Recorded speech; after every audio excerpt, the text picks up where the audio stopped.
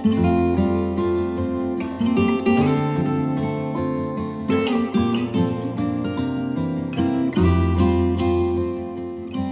everyone, Christina here. Welcome to another week of the Holiday Card Series. Today is day 20, so we're nearing the end here. We've only got, 5 videos left? It's going to fly by. For today's card, I wanted to use this kind of full card size die from Sunny Studios. It has some like pine texture, and it also has a fun sentiment to go in the center of your card. I thought it'd be fun to pair this with a watercolor background, and let's get into it. The die set from Sunny Studio that I'm using is the Christmas Garland Frame, and I'm going to cut all of these apart and set them aside while I do the background. So I have some watercolor paper here. This is Arches Cold Press, and I'm taping it down to a hard board since I am going to be creating a very water-heavy background today. I'm using some watercolor paints from American Crafts. This is the Paper Fashion Basic set. And I'm going to first wet the entire area with water, just clean, clear water. I want to make sure the entire area is covered. This is going to help the colors really spread as I add them. Switch to a kind of a larger round brush. I think this is a size 10 or 12. And I'm picking up that blue shade and bringing it over and pouncing my brush down in just a couple different areas, trying to get that color to sort of spread. So I'm putting on even more, and then I'm going to switch to some green shades, and I'm also going to speed up the video so it goes a little bit quicker. I'm using sort of this really light green, yellow-green shade. Then I've got some other colors of green that I already had mixed on my palette. And then there's this blue shade. I think it's kind of like a Payne's gray blue shade, and I'm adding that on as well. So after I had a bunch of these green and blue shades on my watercolor paper, I did take my heat tool and just to speed up the drying process. You could definitely let this air dry and it would come up with some really fun results, but I wanted to keep moving. So next I took that same blue shade and kind of went over the top and then use those other shades as well. And I wanted to intensify the color as I add more color layers on top. So after I had quite a bit of this blue on there, I then hit it with my heat tool once again. And I want to make sure that I leave little gaps with the other layer showing underneath. Doing more of that, adding more and more layers, and then hitting that with my heat tool. And once everything was completely dry, I removed it from my hardboard. So I just peeled up all of that blue painter's tape, and then I'm left with my watercolor piece. I've now moved on to all of my die cutting, and I've just used some white cardstock for this. This is Neenah Classic Crest Solar White 80-pound cardstock, and I was very careful to remove it from the die since this is a very delicate border with all of those little pine needles. I then trimmed down my watercolor piece so that it was the exact size of a card front, so 4 1/4 by 5 1/2. And then I was able to start adhering the border to this watercolor background.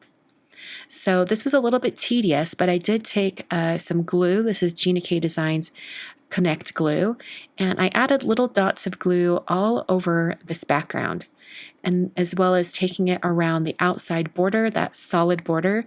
I wanted to add glue to that as well, so to make sure that it would adhere to that watercolor panel completely. I just pounced it down, or turned it upside down, I should say, and pressed it down onto that die cut.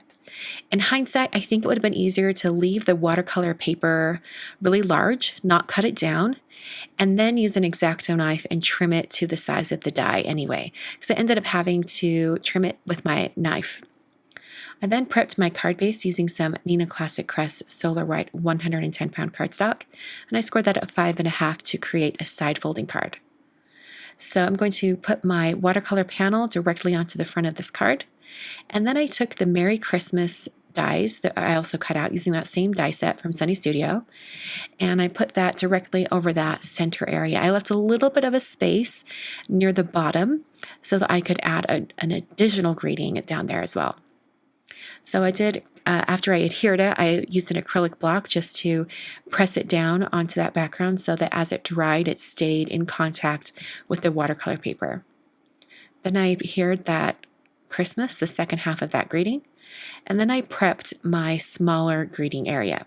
So I took the Tiny Words Christmas stamp set from Simon Says Stamp, and I stamped that in a Versamark ink onto some Schoolhouse Red cardstock. I coated that with some alabaster embossing powder from Brutus Monroe, and then used my heat tool to melt that embossing powder. I then took that same ruler and craft knife and trimmed off this greeting so it's a little narrow strip. And I wanted it to be sized just perfectly to nestle in next to that Merry Christmas, so I positioned it and then used my scissors to cut off the end. I put some foam adhesive on the back. This is some thin strips of foam from Darice, and I used my tweezers to apply that directly onto the card front. To finish this off and add a little more red around the outer edge, I took these gems from Honeybee Stamps. This is the Holiday Traditions gem stickers. And I used my X-Acto knife to pick up each one of these gems and then transfer it over to my card. And that was the easiest way to apply all of these gems. It went super, super fast once I started going. And I love having those additional pops of red because it really makes that greeting area stand out. And it gives it a friend. So it's not just red all by itself. So that's the finished card for today. I really love the watercolor background and all of those sparkly gems. What do you guys think of that watercolor background? I think it turned out really, really neat. Sort of a shame I had to cover the edges of it, but I did love the interior that ended up, being exposed. I love how that turned out. And I also really like that the border was white instead of making it green like regular pine needles or a garland would be. I think it's a little bit unusual and kind of fun. On screen, I've got 3 more videos for you to check out. These are going to be the 2018, 2017, and 2016 videos for the holiday card series, all day 20. So I hope you'll check those out and get a little more card inspiration. If you love this video, please subscribe to my YouTube channel and hit that thumbs up button. That lets me know you liked the video. And thank you so much for watching. I'll be back very soon with another card video.